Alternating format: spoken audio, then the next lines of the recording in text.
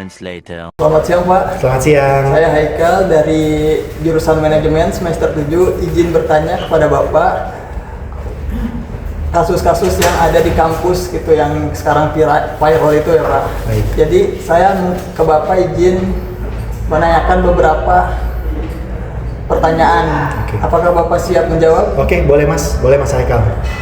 Yang pertama itu kan apa? Yang pertama yang biasa kampus lakukan apa saja Pak? Jika ada kasus pembulian ya Mas Haikal ya. Oke, biasanya kalau di kampus kita ini kalau ada kasus pembulian, yang pertama pastinya kita harus lapor ke bagian yang terkait. Karena di kampus kita ini ada bagian konseling ya. Bagian konseling kita harapkan yang pertama mahasiswa bisa melapor. Sebelum melapor ke kampus, misalnya mahasiswa bisa memberikan informasi atau ngasih tahu ketua kelasnya. Tiap kelas itu kan memang sudah ditunjuk ketua kelasnya. Kalau dia sungkan datang langsung ke bagian konseling, dia bisa menghubungi ketua kelasnya, bicarakan sama ketua kelasnya temenin, datang ke bagian konseling di kampus kita. Nanti insya Allah bagian konseling di kampus kita itu akan memberikan informasi, akan memberikan bimbingan apa yang harus dilakukan, mesti bagaimana dan lain sebagainya. Itu yang dia dilakukan oleh kampus kita. Oke, ada pertanyaan yang lain? Jadi bagaimana perasaan Bapak mendengar kasus akhir-akhir ini Pak? Ya, saya jujur sebagai orang tua saya sangat prihatin. Sebagai dosen saya juga menyayangkan tindakan ini. Hanya saja hal ini terjadi pasti ada sebab dan akibatnya.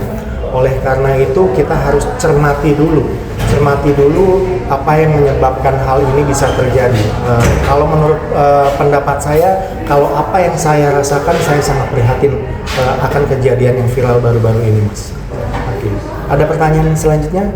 Pak, jadi faktor apa yang bisa menyebabkan pembulian itu atau perundungan itu terjadi di kampus-kampus ini? Oke. Mengenai faktor yang terjadi atas pembulian, menurut saya itu faktornya ada dua. Ya, faktor yang pertama ini berasal dari mungkin bagaimana didikan dari rumahnya. Jadi kita di kampus waktunya tuh nggak banyak sebetulnya, tapi waktu kita sangat banyak di rumah, di lingkungan rumah ataupun di lingkungan tempat kita bergaul yang lainnya. Nah, di lingkungan rumah kita harus punya pondasi. Orang tua kita pasti mengajarkan kita bagaimana kita harus bersikap, bagaimana kita harus berperilaku. Kalau kita di rumah tidak dibekali hal dasar tersebut, sangat besar kemungkinannya kita akan terdampak atau kita nggak bisa struggle, nggak bisa beradaptasi di lingkungan luar. Yang kedua, diri kita sendiri. Jadi jika kita bergaul di kampus, di luar kampus, di rumah, kita harus punya pendirian yang kuat. Kita harus punya pengetahuan, kita harus punya bekal apa yang baik dan apa yang tidak baik, apa yang akan berdampak positif, apa yang akan berdampak negatif pada diri kita. Jadi menurut saya faktor yang paling utama adalah diri kita sendiri dan keluarga. Itu menurut saya.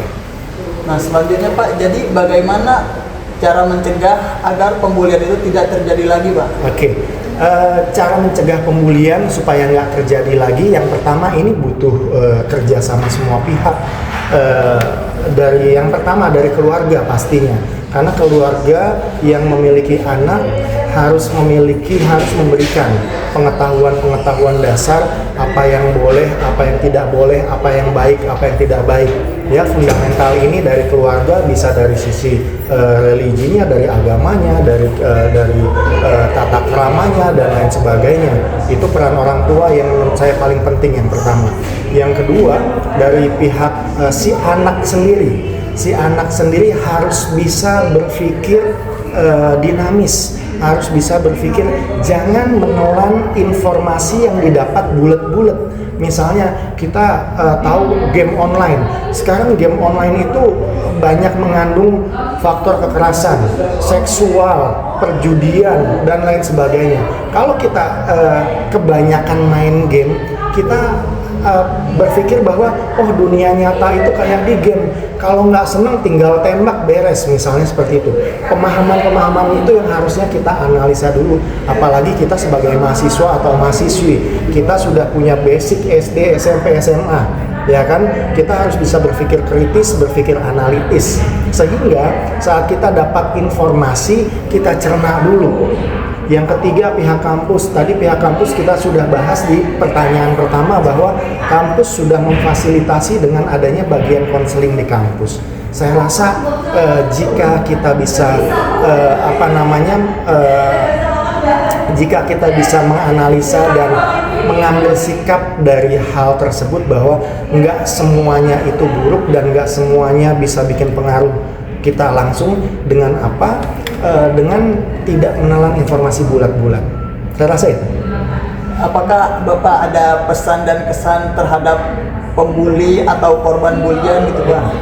Jadi gini, pesan dan pesannya terhadap semua mahasiswa-mahasiswi, khususnya mahasiswa-mahasiswi UNIPI ya, menurut saya adalah hidup itu dinamis. Kita boleh berteman sama siapapun, kita boleh berteman sama siapa aja, tapi kita harus ambil positifnya.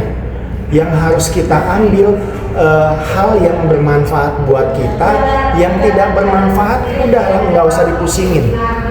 Kenapa? Karena dengan kita bisa berteman sama siapa aja, pengetahuan kita bisa berbeda, bisa lebih luas. Misalnya kita bisa berteman sama tukang sayur, kita bisa berteman sama tukang somai misalnya, kita bisa berteman sama yang teman kita yang kerja di perusahaan, kita bisa berteman sama teman kita yang olahragawan, kita bisa dengan berteman sama siapapun, ilmu kita jadi tambah banyak, pengetahuan kita beragam, teman kita juga beragam. Cuma yang harus kita bentengi adalah kita harus tahu bedanya hal yang tidak baik sama hal yang baik. Fundamental itu tadi yang saya bilang berawal dari rumah.